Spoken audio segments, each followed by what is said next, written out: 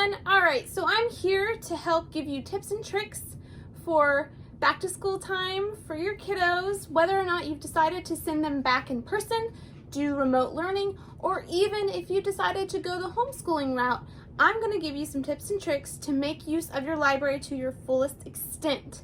And it's going to help you no matter your choice, but they'll be a little different depending on what option you decided to go with this year. So the first thing you have to know, libraries are there for you.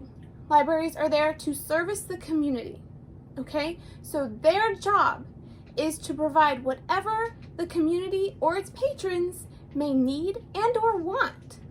So with that in mind, go to your local library, make a library card for you and all of your family members. You can also go to your state library and get another library card through your state library and not just your local library. That gives you twice the access to materials, okay?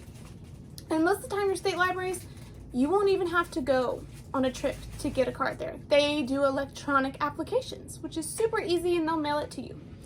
But when you go to your local library, ask whether or not they have any special cards. So sometimes libraries, like my library, offers teacher cards. So you have a regular card and a teacher's card. Your teacher's card may have different access to materials, longer checkout dates, or it might be fine free. It just depends on the policies of your local library. But be sure to ask. Ask as a homeschooling parent, or even ask, is there anything you're doing special for kids that are doing remote learning? And also, if you're doing at-home schooling, there might be a special card for that. So keep all of this in mind. Also, keep in mind that your library may also have different policies for children's cards. So in my local library, what we do is we don't charge late fees on children's cards. So be sure, no matter how young that child is, to make them a library card, okay? It will help you. It's free, it's simple, it's easy, and you can use it the day you make it. A lot of libraries even have online applications as well. You're just gonna have to call your library or infer online, however is easiest for you. Now, library cards talked about, and then secondary, local and state library cards. Look into those. Now, back to how I was talking about libraries are there to service your communities.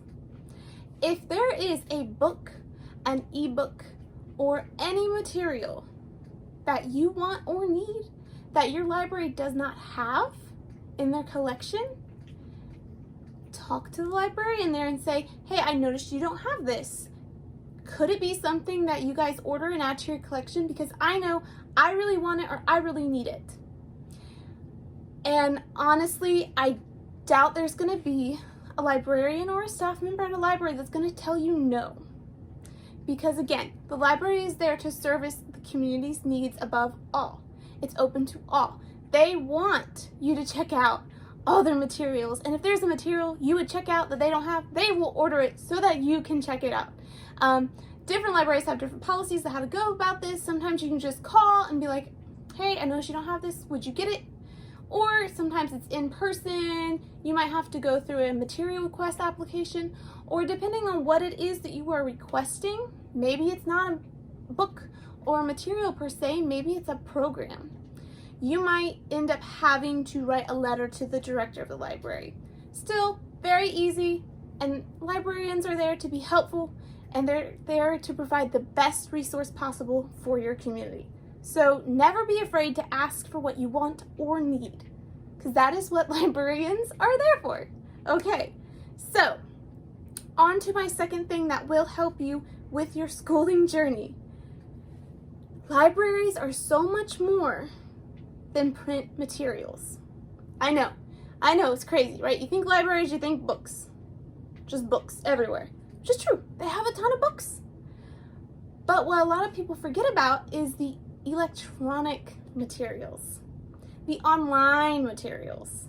So libraries have tons of free online databases that you can use for references. It could even be for more fun things. Like my local library has this really great database of crafts. Or they might have career building databases, websites that you get free access to with your library card. So to find that out, you can go to your local library's website or give them a call or stop by and just ask what they offer. And if you need help figuring out how to use the database, you can ask them that too, and they will help you. That is what they're for. Never forget, librarians and libraries are there to help you, no matter what. They want to help you, they want to service you, they want to give you what you want and need. And it's not just print books, it's online materials as well. So you get databases, there's electronic materials like e-audiobooks and ebooks. A lot of people pay for Audible. You don't really need that because libraries will give you all those same materials for absolutely nothing. They will pay so you can have them. They even offer services like Hoopla. Again, and Hoopla doesn't even just have ebooks and e-audiobooks. Hoopla has movies and TV shows as well. Something a lot of people don't think about. So we pay for all these streaming services, but you could supplement some of those streaming services with a library card.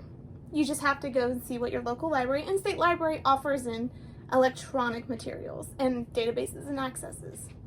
So not only will they have that, they'll probably have educational games and online programs that will really help if you have younger kids when they're doing schooling this year. Because we all know it's easier to learn when it's fun. So that's something you want to check out when you're looking at the online resources the library may provide you. On top of this, well, right now it's a new world that we're living in, so this is going to be a little different than it normally is, but libraries also have programs. What programs are is they are entertainment. Libraries not only provide you materials and resources you need, but they provide fun and entertainment as well. They're there to educate and advocate and entertain all at the same time. That is all you're going to get, all those wonderful things from your local library. So programs can be more than crafts. They can be paint classes or even book clubs, things like that nature. But right now, with the pandemic and the coronavirus outbreak happening, those might be moved virtually, which again, if you're doing homeschooling or remote learning, that's probably going to benefit you. It's going to be easier. It's going to be at the touch of your fingertips. You just have to access their online materials through your computer or phone. So that's also something you want to contact your library about and see what they're offering. So I know a program that most libraries are going to have geared towards children are story times. So they have probably, your local library has probably moved their story time to a virtual method. So what mine has done is they made a Facebook group. You can join that, and every week there's a new story time geared for different ages with different themes, with different songs or puppets. Now, when you're doing homeschooling or remote learning, that might be a really great thing to bring up when you just need a break. You and the kids just need a break from the regimen or what have you. And you can pull up that virtual program or story time, and you're still being educated, but at least you're having fun. And it's a nice little, it's a brain break, honestly. But not exactly, because you're still getting something of educational worth. So please look into all these resources. They are all absolutely free. Some programs, depending on the intensity or how intricate they may be, usually for adults though, might cost a fee, like a painting class might, because of the materials being used. But most children's and young adults programs are going to be free, they're going to be easy to access, and they are going to be geared toward the needs and wants of the community. And if you see that, again, something that you feel they could be doing, that you think your community would really benefit from, let them know. Suggest it. We love ideas. It makes our job easier, you know? So they want you to come in, they want you to join their virtual programs, they want you to request materials, they want you to check out materials, they want you to use the resources that they provide, and they want you to tell them what more resources they can provide to help you. Okay, so very important to remember all of this when you're going back to school soon. It's going to save you money. It's going to save you time. It's going to be there as a cushion. That's what libraries are there. They're help to fill in gaps that may be missing from regular education or from lack of entertainment in the community. They are there to fill in all those little nooks and crannies of needs and wants.